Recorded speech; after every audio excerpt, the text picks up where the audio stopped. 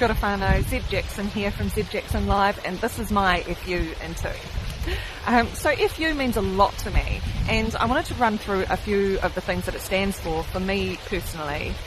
First off, it stands for fed up. Obviously, we are 100% fed up of everything that's going on at the moment, and we want to move on. It's about failing unity. There has been an ongoing failing unity within New Zealand since this pandemic began. It's Forgone Uniforms, the uniforms that we once wore as policemen, as firefighters, as nurses, as doctors. Those uniforms are now forgone. I'm upset is what I am.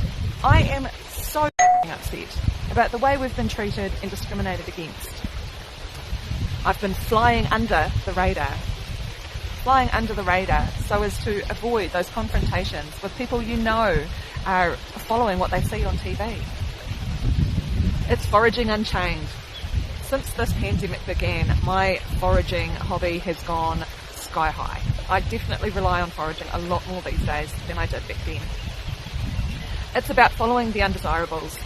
Us, the river of filth, that's who we are. We follow each other. We follow the stereotypical undesirables in our country because that's where the truth lies. We are now fixer-uppers. As people with our mental health affected the way it has been in the last few years, we are now fixer-uppers. We are the fellow unclean. We are the unclean members of society that have been cast aside and left to rot. We fight unarmed. We fight for our rights. We fight for what we should have in our lives every day as a human right. We fight for that, and we do it unarmed. Fully unaware.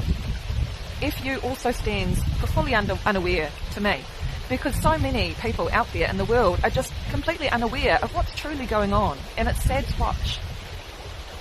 Fountain umbrellas. FU for fountain umbrellas. Everything that we used down at Parliament when we had the water coming up from the ground and the cyclone coming down from up above.